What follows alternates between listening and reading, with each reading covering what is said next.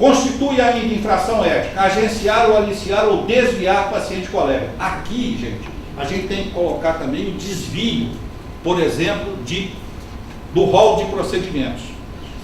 Certo? Então, só é aprovado um determinado tipo de material. Então, o dentista, certo, coloca, ah, não, mas tem esse outro material aqui que é muito melhor e tudo mais. Isso é aliciamento, tá? E essa é a realidade, viu?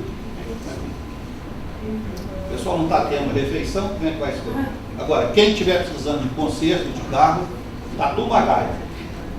Ele sempre dá um jeitinho, viu? Bom, e das empresas, responsabilidade dela. No relacionamento entre os inscritos, sejam pessoas físicas ou jurídicas, serão mantidos o respeito, lealdade, colaboração técnico-científica. O que é que a operadora deve ter sob sua responsabilidade em relação ao serviço que presta? Eles devem propiciar ao profissional condições adequadas de instalações, recursos, etc., que garantam o seu pleno desempenho e de forma segura. Devem atender às determinações e notificações expedidas pela fiscalização do Conselho. Devem manter os usuários informados sobre o rol de procedimentos e demais informações pertinentes. Devem prestar todos os serviços ajustados no contrato, mesmo porque até o artigo 48 do Código de Defesa do Consumidor assinala isso com muita clareza. Constitui infração ética ainda, elaborar planos de tratamento para serem executados por terceiros. Não sei se vocês se lembram do INBRA, né? Não sei se alguém trabalhou no INBRA, mas no INBRA existia uma cota de implantes que os triagistas tinham que indicar por dia ou por mês, uma cota. E quem fazia o implante não era quem planejava o implante, quem diagnosticava a necessidade e planejava, certo? Então, isso aí é mais um mecanismo de defesa. Quem está com algum problema etéreo, está aí. Depois eu consigo o telefone.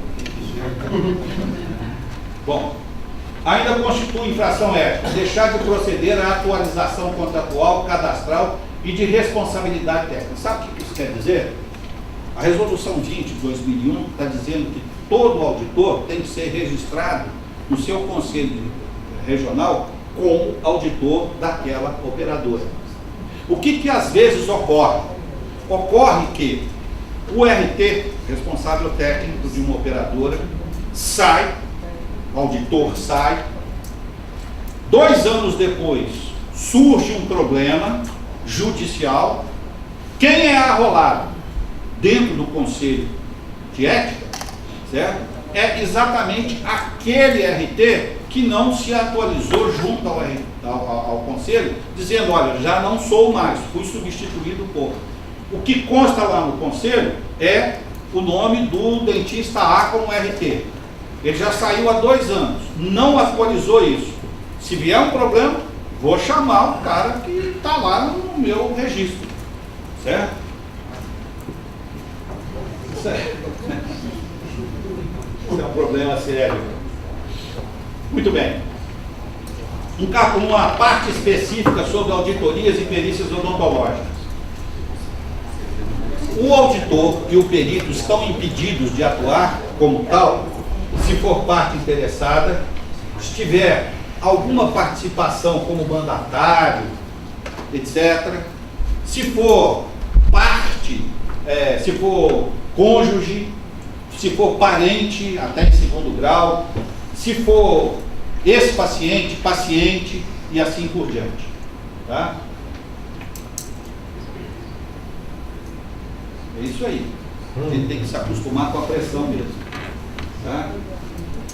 Bom, esse aqui é um artigo específico para uma tentativa da classe odontológica de descaracterizar o perfil extremamente mercantilista que ora se afigura dentro do exercício profissional. O que está colocado aqui é que a nossa profissão ela tem que ser exercida em proveito da saúde das pessoas. E o fulcro não deve ser o lucro pelo lucro. É basicamente isso aí que está dizendo. Tá? Essa é daquela sessão, né? Isso vai dar certo. Vai dar certo. Né? Bom, constitui ainda infração ética pelas operadoras ou pelas pessoas jurídicas. Certo? Manter auditorias, responsabilidades. Manter auditorias odontológicas através de profissionais capacitados. Embora não exista ainda a especialidade de auditoria odontológica, tá? As empresas, elas devem prestar atenção no tocante a isso e buscar aqueles dentro da classe odontológica que tenham alguma classificação nessa área de auditoria. Aqueles que já concluíram o curso aqui e outros cursos, certo? São as pessoas mais credenciadas para suprir essa necessidade. Tá? Beleza? Deve ser lindo esse salão. Responsável técnico dos proprietários e inscritos. Ao responsável técnico, que pode ser também o auditor, cabe a fiscalização técnica e ética da instituição, pública ou privada. Tá? Isso é um detalhe novo. Pública ou privada. Devendo orientá-la por escrito, aqui que eu estou falando com vocês, você deve orientar por escrito, assessorar por escrito em 2 vias, tudo assinadinho, etc., com relação às boas práticas éticas. É dever do responsável informar ao Conselho Regional a existência e principalmente a refratariedade daquela empresa jurídica que não se ajusta às normas éticas ou às normas da ANS.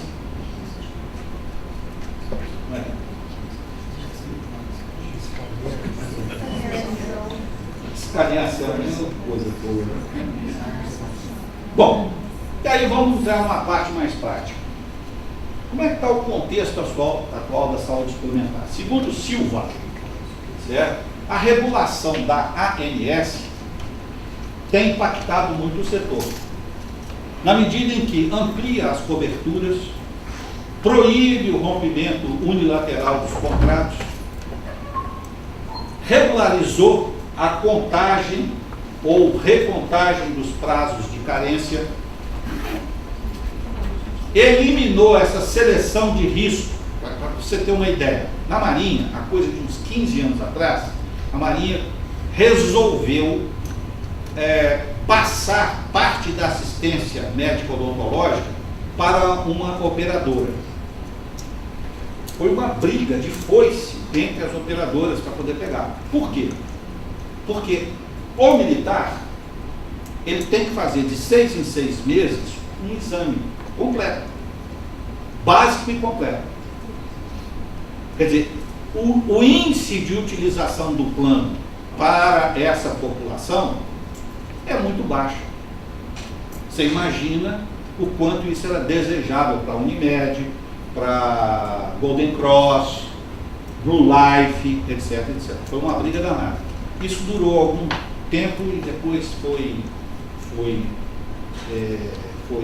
eliminado. Tá? Monitoramento de preços das condições de reajuste, pagamento de multas pelo não cumprimento contratual, exigência de solidez empresarial. Estudo e regulação da ANS, que acarretou aquilo que a gente chama de elevação dos custos para as operadoras. Na área atuarial, informática, da auditoria, de acompanhamento jurídico, revisão de contratos anteriores, multas e autuações e taxas por usuários. Ou seja, a regulação diminuiu a margem de lucro das operadoras. Isso é um fato. Então a gente faz uma somatória. Regulamentação pela ANS, somada à elevação dos custos, riscos de envelhecimento da população, com maior taxa de utilização do plano, estímulo da concorrência proporcionado pela regulamentação, mais novas estratégias de marketing cada vez mais agressivas e novo conceito de qualidade que tem que ser implementado, senão o sistema doentário, aonde se situa o SUS, que é a saúde suplementar, vai ruir e vai cair no chão igual um mamão maduro, cai no chão e se esborracha, tá? Leva à diminuição da margem do lucro. A diminuição da margem do lucro, mais a impossibilidade de repasse das contas para os usuários, direciona o repasse para os prestadores de serviço. É onde vem essas reclamações que os honorários profissionais de trabalhos realizados estão muito baixo e assim por diante. Veja bem, eu não estou colocando isso aqui como uma verdade escrita, escarrada.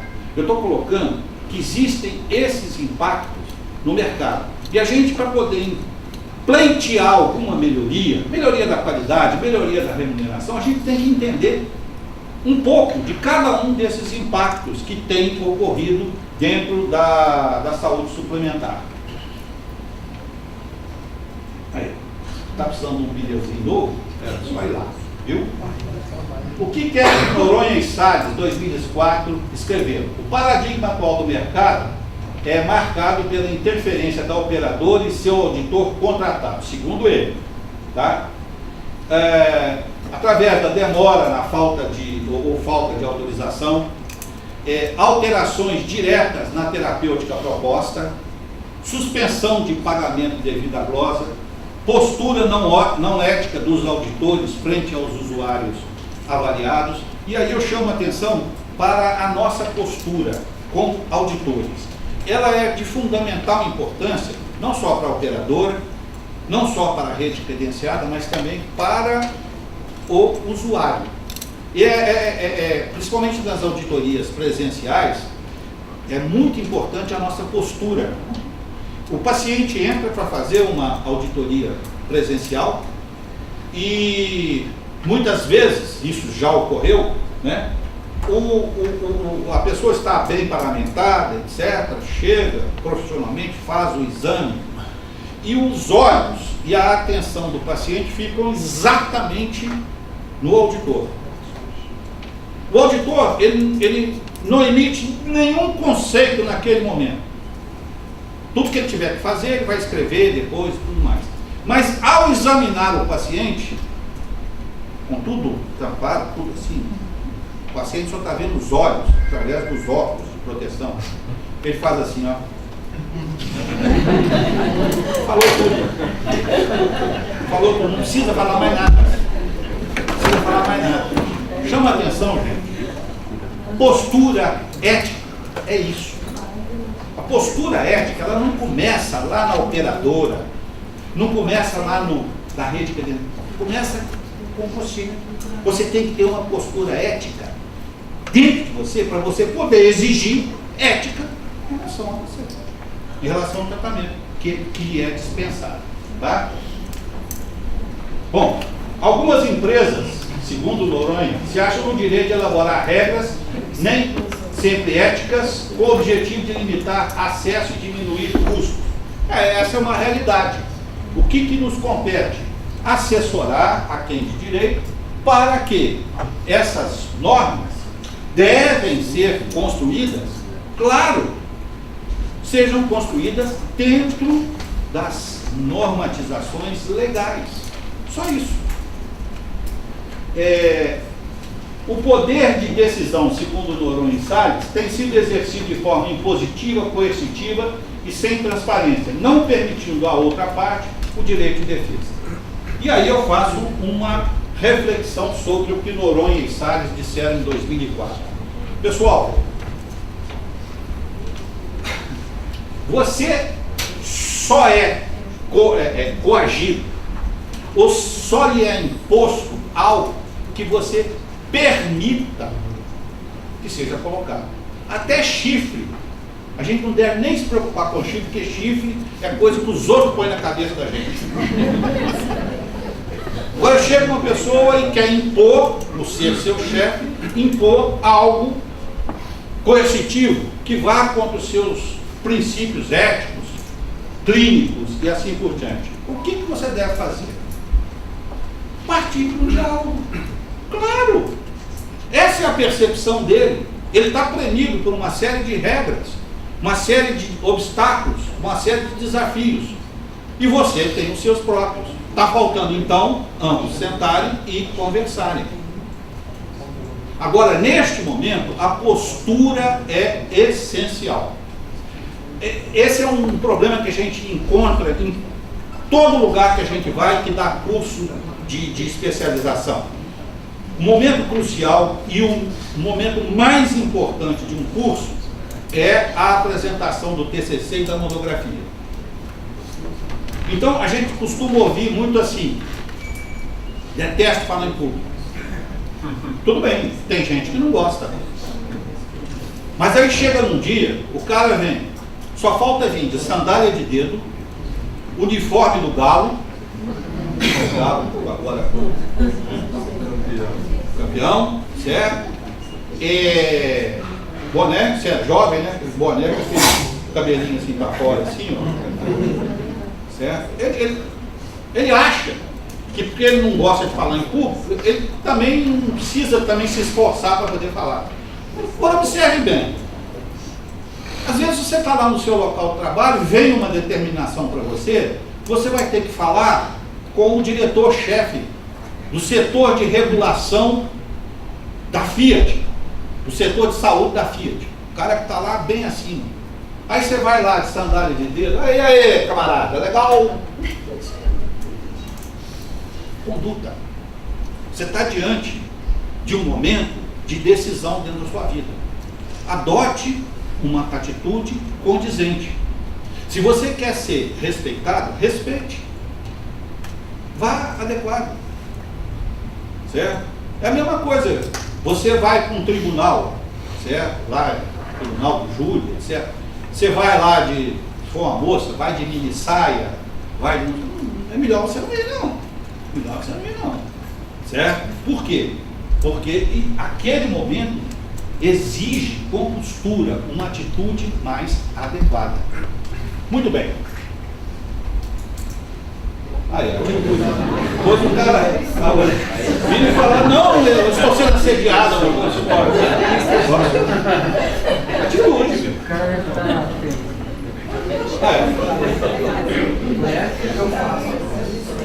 vendo?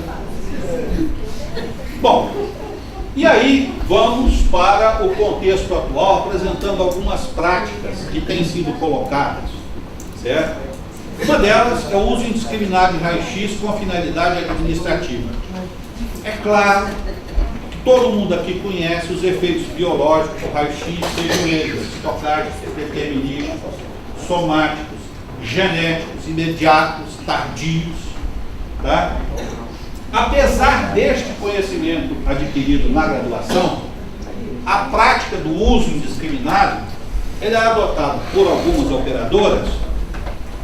Mais importante que eu já disse, com a aquiescência dos auditores e da rede credenciada. Se observa o seguinte, a gente estava conversando com o Zé aqui, ele falando a respeito de um determinado procedimento em que era pedido raio-x para raspagem. Certo? Raspagem. Perfeito. Depois de algum tempo veio a questão. Está sendo feito isso? E quantas glosas houveram por causa disso ao longo de um determinado tempo? Nenhuma. Por que não teve nenhuma, hein, gente? Clinicamente, vamos explicar por quê. Porque a indicação daquele exame para aquilo. Agora, como é que o auditor aceitou isso? Como? Não pode. No meu modo de pensar, não pode. E eu posso dizer não pode, porque eu não aceitava. Eu não aceitava. Não aceitei durante a minha vida profissional. Não aceitei. Não aceito mesmo. Mas, pô, estudei feito um condenado. Vai chegar lá e esquecer. Não. Certo? Olha, fundamentação do uso indiscriminado, né, proibição, portaria 453, O CEL, no seu artigo 32, já proíbe isso também. A resolução 102 de 2010 também proíbe, certo? Quer dizer que então não posso utilizar? Claro que pode utilizar raio-x, você deve utilizar um protocolo. Cito o trabalho do Eduardo. Excelente trabalho sobre protocolo na área de endodontia. Entendeu? O outro que fez esse protocolo. Ali, certo? Claro que você tem que ter, por exemplo, dentro do protocolo de endodontia, você tem que ter raio-x. Inicial, intermediário, coisa e tal. Está bem indicado. É utilizado. Acabou. Agora, fazer economia, diminuindo o número de auditores, substituídos por aquela auditagem à distância com raio-x, obtido de forma indiscriminada, isso não dá. Isso não dá.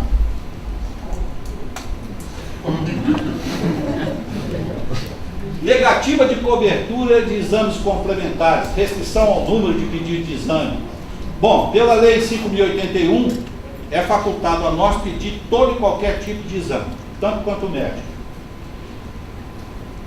Segundo o inciso 1º do artigo 5º do nosso Código de Ética, é nosso direito fundamental diagnosticar e planejar tratamento de acordo com a nossa convicção. Nossa convicção. Certo? A padronização de solicitações através de protocolos específicos, como eu acabei de citar, ela é perfeitamente legal. Assim como é perfeitamente legal a instituição de uma contrapartida a partir, por exemplo, tantos exames de sangue por ano, para não falar de odontologia, a partir do 10º, sei lá, certo? Então haverá uma contrapartida. Isso é perfeitamente legal. O que é ilegal? Só pode 3 radiografias por canal, seja qual for o dente. Aí não dá. Aí não dá. Certo? A legalidade desses mecanismos torna estas restrições, certo, uma medida absolutamente na contramão da legalidade. Uma vez que você legalmente pode instituir uma glosa, uma vez que você legalmente, através de protocolo, você pode instituir a obrigatoriedade de raio-x baseado em evidências clínicas e assim por diante, para que você vai ficar com essa generalização de não pode tirar mais que 3 raios-x? Isso me parece muito mais uma restrição bolada pelo setor administrativo financeiro das operadoras que praticam esse tipo de coisa. E me parece também falta de participação do auditor, da parte odontológica, clínica e técnica, na confecção dessas restrições. O que compete a essas pessoas, auditores, dentro dessas operadoras? Se fazer ouvir. E como é que eu vou me fazer ouvir? Primeiro vai se documentar, vai se fundamentar, depois vai se vestir adequadamente para ir falar com o diretor, presidente, chefe, etc., que vai colocar a verdade. E de preferência, vá também com uma solução na mão. Isso é óbvio. Isso é óbvio. Tá? Quem conhece isso aqui? Quem é de Minas conhece. Esse aqui é o Caraça. Foi fundado em 1771, praticamente no centenário, né? E aqui passaram, desde Juscelino Kubitschek, vários presidentes da República. É um local muito bonito. E aí, ó, um aviso, é aquilo que eu faço. Se você não se comunicar, você se estrumbica. Aí. O cara já está pé da vida com o ladrão. Vida boa. Não volta é a faixa. Tá certo? Bom, negativa de cobertura de procedimentos odontológicos em ambiente hospitalar. O artigo 26 do CEL, compete a cirurgião internar e assistir. Então não tem dúvida mais sobre isso. A ANS, súmula normativa número 11, também não tem mais nenhum problema com relação a isso. O entendimento da ANS é que, se a condição de saúde do indivíduo, do paciente, do usuário, assim o exige, por exemplo, portador de uma leucemia, certo? A operadora é obrigada a cumprir o procedimento, independente de qualquer outra coisa. Tá? Essa súmula, essa resolução normativa também, 262, garante a cobertura, certo? Para aqueles pacientes que tenham condição clínica especial, que embora tenham que executar tratamentos simples, só podem fazê-lo dentro de um ambiente hospitalar. Para vocês. Pode ser solicitado no médico o atestado da capacidade do paciente, da necessidade especial do paciente? Pode ser solicitado ao médico? Claro, pode. Veio pedir Um indivíduo é portador, por exemplo, embora a gente também possa atestar isso aí, uma leucemia, por exemplo. Né? Você pode pedir uma declaração dele da condição. Só veio o pedido da internação, mas não me atesta uma necessidade especial. Eu posso solicitar esse atestado de necessidade especial? Pode. De preferência por escrito. Sim. Para o médico. Certo? Bom, gente, para vocês terem uma ideia, quando você faz uma pesquisa no TJ associando dentista e plano de saúde, existem no TJSP 422 processos, das mais variadas matizes, nem de todos esses processos aí, eu não, claro, eu não examinei um por um, mas existem absolvições e tudo mais. Tá? E aqui, ó, esse acórdão desse número, cujo autor eu posso colocar porque isso é público. Tá? Opa, homem, menino. O autor é Rogério, Unimed Campinas, o réu, negativa de cobertura de procedimento odontológico em nível hospitalar. Olha o que é que está no início do processo. Paciente que necessita de realização bucomaxilofacial, procedimento com cirurgião dentista não cooperado, negativa do plano em arcar com despesas de honorários profissionais. Bom, essa era a alegação. Olha o que é que veio no parecer do desembargador. Tá? No presente caso, os danos restaram provados, tá? Sendo que a demora para a obtenção da autorização para a realização da cirurgia, que só foi obtida por meio de processo judicial, fez aumentar a dor e a angústia. Tá?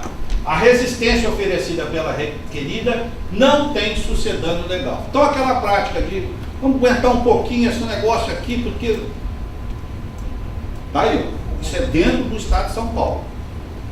Tá?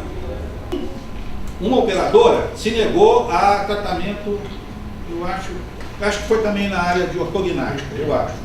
Certo? Ela tinha uma disfunção AP, classe 2, etc. Né? Ortognática mesmo. Ortognática. O que faltou? O juiz escreveu o seguinte, que o direito de pedir estava garantido. O direito do contraditório também estava garantido. Então a operadora teve a oportunidade de dizer o seguinte, olha, existem outros tratamentos alternativos. Só que o juiz colocou, só que a operadora não os apresentou. No meu modo de pensar, o meu diagnóstico em relação a este caso e os outros faltou um necessário assessoramento do pessoal de auditoria e da odontologia legal em relação a isso. Tem como. Eu estava conversando com o pessoal aqui, ex-alunos, tem dois aqui, que trabalharam especificamente sobre protocolo. A necessidade de você ter um protocolo para tudo. Para resina, para cirurgia bucomaxilofacial, para ortodontia. Certo? E a gente conversava a necessidade de universalizar esse protocolo, certo? A nível nacional. Com base no protocolo, fica mais fácil você aprovar ou você não aprovar, mesmo porque esse protocolo ele tem que ser construído com base em evidências, com base em fundamentação clínica robusta. Juiz mal lê a nossa perícia. Quando ele lê o quê? A conclusão. Eu acho que valeria mais a pena valorizar o sistema de regulação das operadoras, tornando-o mais forte, mais incisivo no seu assessoramento. Porque esses problemas, muitas vezes, eles nascem da percepção de uns diferente do outro. Nasce, às vezes, duas pessoas têm a mesma percepção, mas não têm a necessária comunicação. E de mais a mais, pessoal, aquilo que é contratado é do direito. Se você tem um contrato que não é espúrio, é um contrato que preserva todos os interesses, estatui todas as obrigações de uma forma legal, isso o juiz sabe interpretar. Isso ele sabe. Ele não vai discutir o que está no contrato. Se não tem cláusula leonina ou exclusão de responsabilidade, para ele, beleza. Se é cirurgia ortognática com esse ou aquele material e tudo mais, para ele, certo? No meu modo de pensar, eu acho que o sistema de regulação das operadoras é que tem que se tornar mais efetivo, certo? Assessorando, ora o departamento jurídico, ora o departamento administrativo de marketing, certo? E nesse sentido, foi aquilo que eu disse, as minhas últimas palavras nesse auditório aqui, eu disse para os meus ex-alunos, falei, olha, a partir desse momento eu estou um pouquinho mais leve. Eu tirei parte da minha responsabilidade de levar o conhecimento da ética, o conhecimento sobre a auditoria na sua complexidade, eu tirei e repassei para vocês. Agora, vocês têm obrigação de serem os vetores disso. E é o que eu estou fazendo aqui agora com todos os senhores. Regra em cima de regra, norma em cima de norma. Mas, meu amigo, é como eu disse aqui, se você não gosta dessas regras, faz o seguinte, toma o poder e muda elas. Porque são essas que estão valendo aqui. O mercado está aí. O bonde está andando. Certo? O cavalo está passando. Está selado o cavalo. A questão é, a auditoria, nós, auditores em odontologia, estamos preparados para montar nesse cavalo? Esse que é o problema. Eu não tenho dúvida nenhuma que, por exemplo, a diretoria executiva da Odontoprev é absolutamente capaz. Não tenho a mínima dúvida. Da Uniodonto, não tenho a mínima dúvida. O que eu quero ver agora é que eu sei que o corpo de auditores da Uniodonto e da Odontoprev também é capaz. O que eu quero ver agora é esse corpo de auditores ser efetivamente um dente nessa engrenagem e parceiro no planejamento, no gerenciamento, principalmente em busca de qualidade. Foi o que eu disse aqui no início da palestra. O número de usuários cresce, o lucro cresce, o número de operadoras diminui. Significa o quê? Sem qualidade, ninguém vai para lugar nenhum. Certo? E significa o quê? Que as operadoras que vão em busca da qualidade, a primeira coisa que eles têm que fazer é instalar um mecanismo de regulação que extrapole esse negócio de ficar assim, conformidade, não conformidade. Você tem que extrapolar isso aí, velho. Isso, a função de juiz fiscalizadora, isso tem que ser abandonado. O auditor, principalmente aquele que gerencia outros auditores ou que gerencia toda uma rede de credenciados, ele tem que ser um expert, por exemplo, em comunicação. Comunicação. Você vem aqui tirar todo mundo da zona de conforto e acha que vai sair daqui incólume sem alguém lançar um pensamento assim, tomara que esse cara quebre a perna ali saindo ali. Você acha? Você acha? Não vai não, é. O cara está acostumado, 20 anos, é credenciado da Uniodonto, está acostumado a fazer o trabalho dele dessa forma. Ele já tem os critérios próprios dele para fazer uma resina e coisa tal. Faz aquelas adaptações que todos nós fazemos, isso é normal, né? Aí chega um auditor e fala assim, olha, daqui por diante nós vamos adotar um protocolo para resinas, por exemplo, faceta estética, vai ter que seguir esses parâmetros. O cara lá no consultório está pensando, puxa vida, faceta estética é o que há, bicho. Está todo mundo querendo fazer, é meu ganha-pão. Eu sou marmitão da Odonto. Eu preciso ganhar meu dinheiro, certo? Eu quero comprar aquela TV, tela plana, da Copa do Mundo e coisa e tal. Como é que eu vou fazer? Vem esse cara e fala que agora para fazer faceta tem que fazer isso. Bom, é a arte de você entrar na toca do leão e falar com ele que ele vai ter que dar uma raspadinha na juta. Certo? Tem jeito de fazer isso? Claro que tem. Você vê, ó, nosso Papa Francisco aí, ó, é um exemplo de comunicação. Atitude simples, certo? A maior que eu acho dele é exatamente o seguinte: ele faz a opção pelos pobres e se veste e se cerca do mínimo de pompa possível. Então eu vou conversar com o cara, vou reunir da Singular, lá de Araras, vou reunir aqui todos os dentistas para propor novos protocolos. Eu já sei que eu vou chegar lá, então eu vou entrar ali dentro, então o que é que eu vou procurar fazer? Vou procurar ser o mais agradável possível, no trato com as pessoas, não precisa carregar credenciado, ficar embalando, não, nada disso, você é um gentleman em termos de relacionamento. De uma coisa vamos a outra, eu vou até parar de devagar aqui. Mas, sinceramente, de todos os tipos que o Zé leu aqui, teve um que ele não leu porque eu também não coloquei. Mas é o que mais abre porta para mim.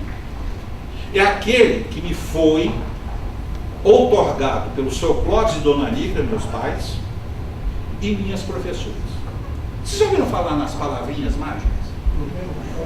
Bom dia, boa tarde. Por favor, obrigado, com licença, desculpe. Você quer ver o dentista não falar essas palavras? É quando quem é o odontologista aqui já sabe disso. Radico, eu estou sendo processado e coisa e tal. Aí você fala, você tem prontuário? Prontuário não, porque o prontuário, eu tive um problema com o prontuário. Quer dizer, o prontuário é um negócio importante, mas o prontuário, não tem não. Olá, companheiro, o negócio é o seguinte: processo judicial, a gente não está preparado para isso não. O dentista entra em parafuso, certo? O que você acha de você pedir uma conciliação? Você acha que eu vou admitir o erro? Você quer que eu admita o erro? Certo? Cadê? Quando não telefona para ele, tem uma perícia aqui que o cara lascou o ferro em mim. Você não quer fazer outra perícia para... Então, nós temos que combater exatamente esse nosso enorme ego. Esse enorme ego. Certo? Você está atendendo, né? Aí chega um colega para falar alguma coisa com você, e às vezes ele estende o pescoço assim para ver o que você está fazendo. Normalmente a gente levanta o braço assim.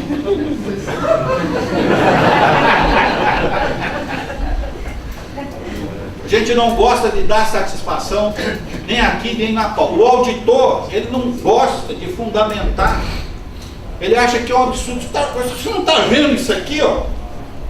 Eu sei isso aqui. Meu, não é por aí. Você tem que fundamentar. Diga lá. O Daniel do Fortaleza, eu sei que você está falando de admitir o erro, né? Ô, terra boa. E da judicialidade, até que o Bacari falou. Uma colega nossa, eu sou auditor de lá, né? E ela foi retratar um canal. E ela já foi, inclusive, diretora, né? Acho que na segunda gestão do Daniel do Fortaleza. E o canal tinha uma perfuração. E ela fez outra. E ela obturou as duas. Certo? E o ápice do canal continuou intocável. Eu fiz a perícia, né? E fui no consultório dela com as radiografias que eu fiz. Eu disse, doutor, eu só fiz radiografar o seu paciente. Olha aqui. O que é que eu tenho para lhe propor?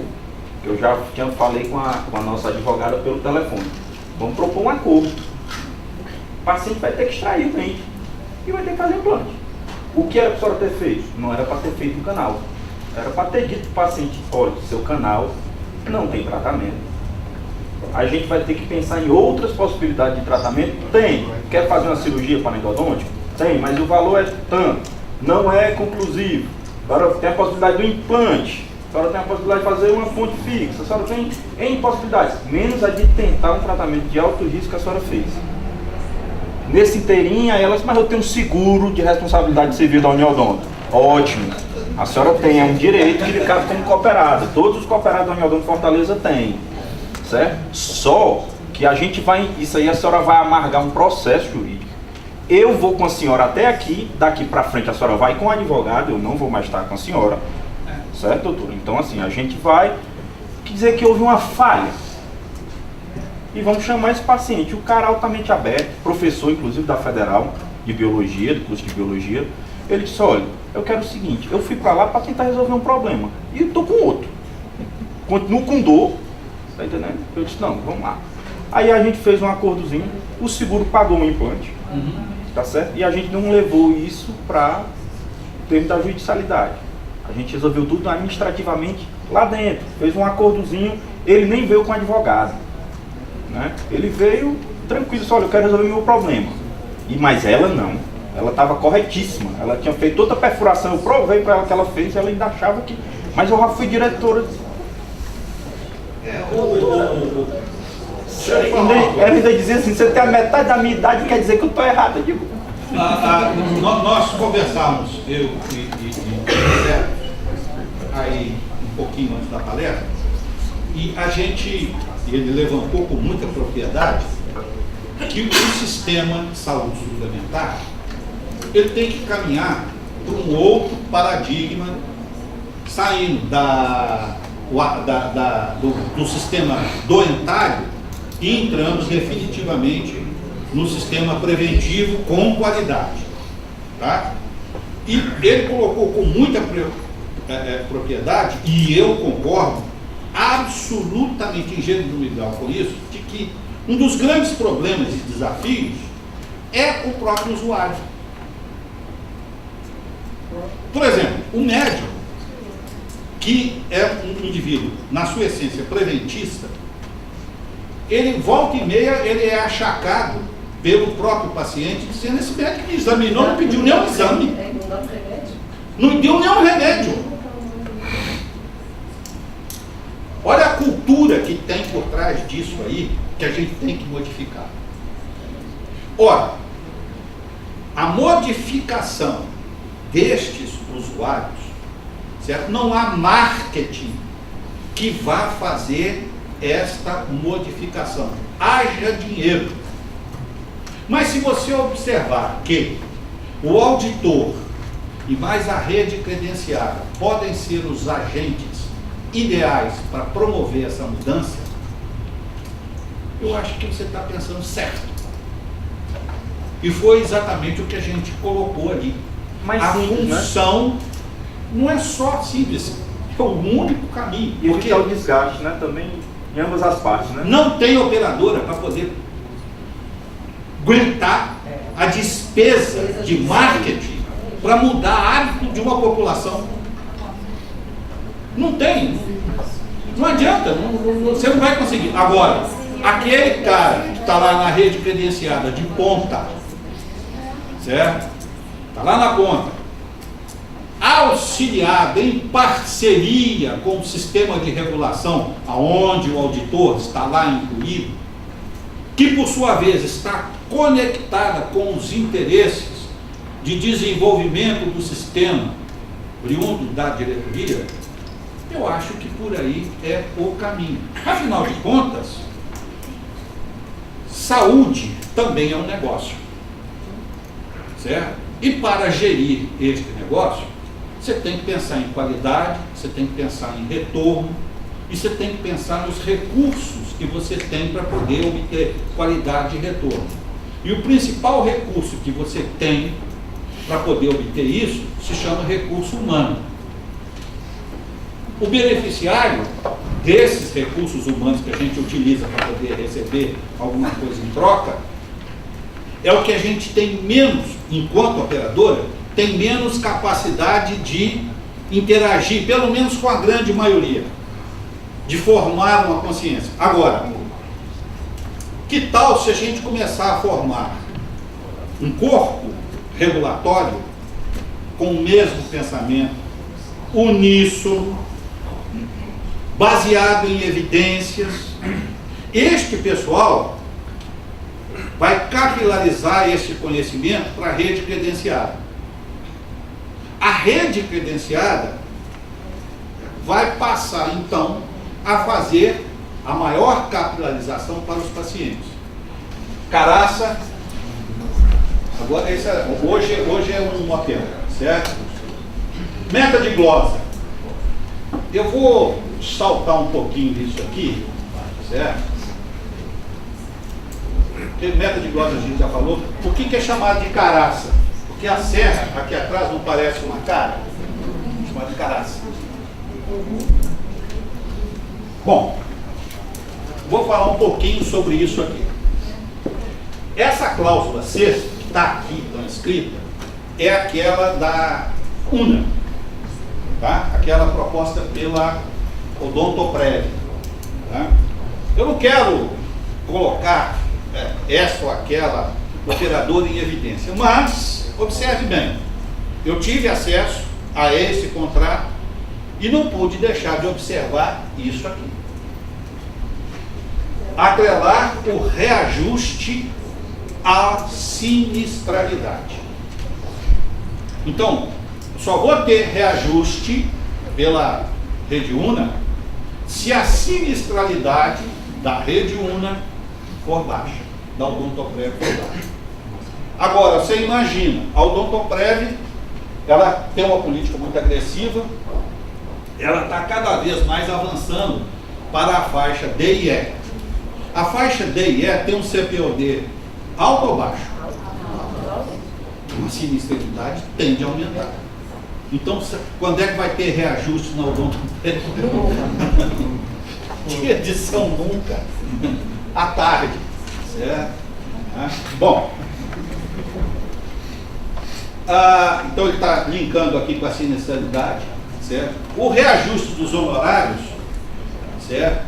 Baseado na sinistralidade, como eu estou colocando aqui, sinistralidade entendido como a taxa de utilização, não só pelo número, mas também pela complexidade, né?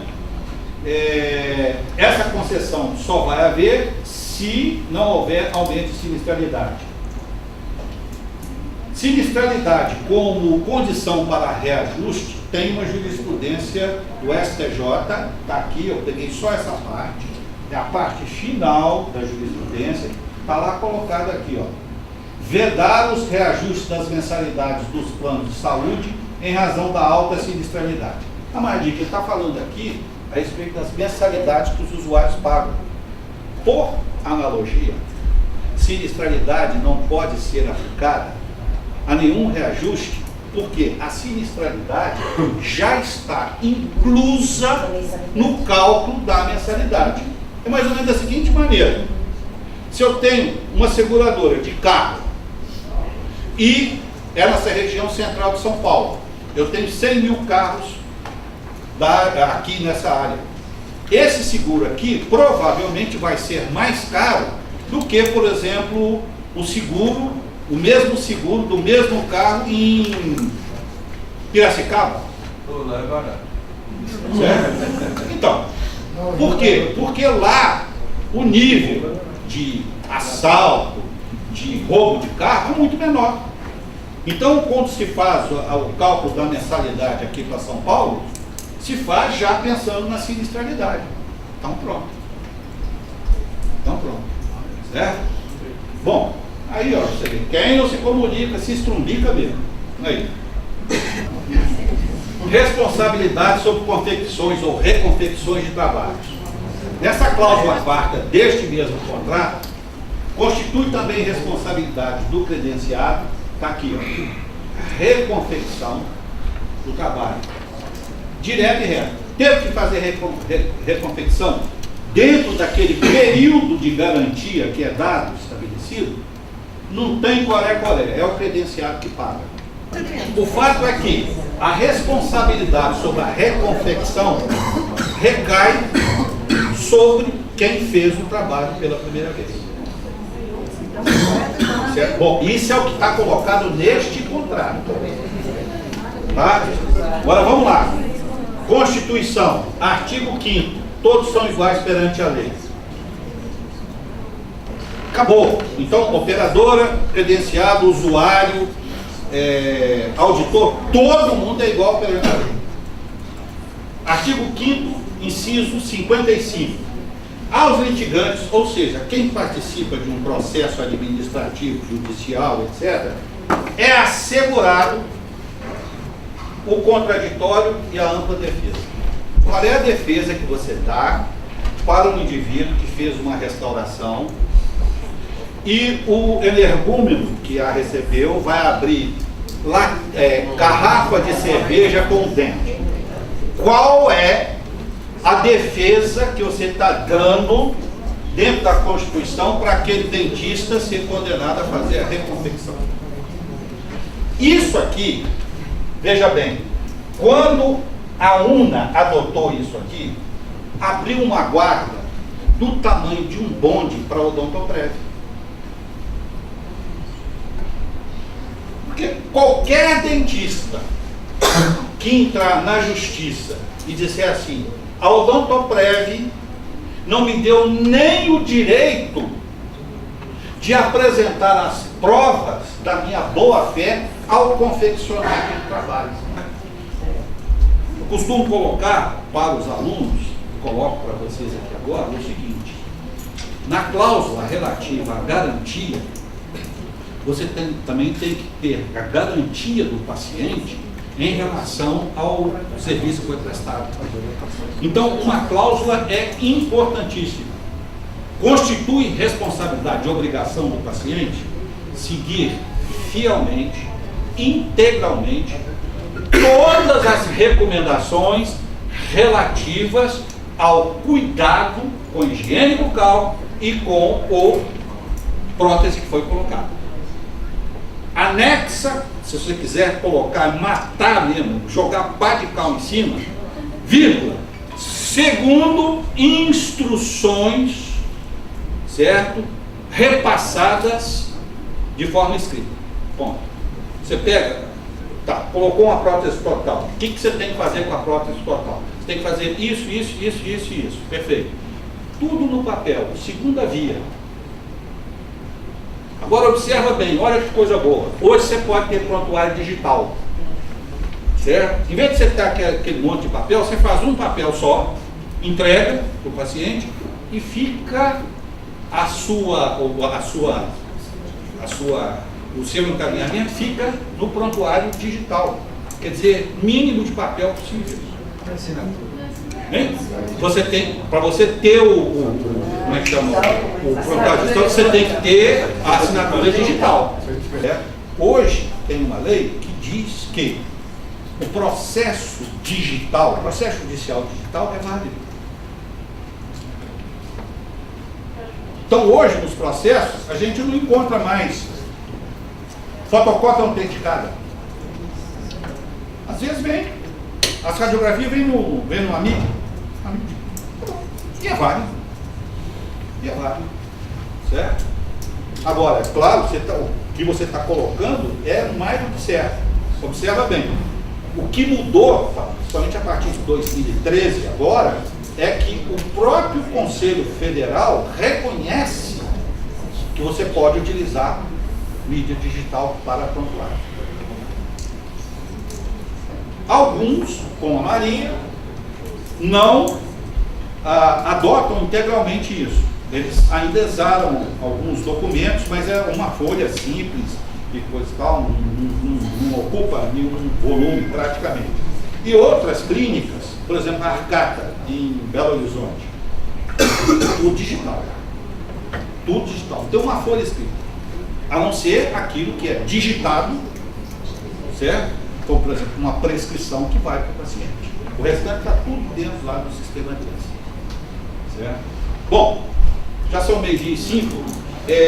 Eu teria mais algumas coisas para falar, mas como eu já me adiantei, certo?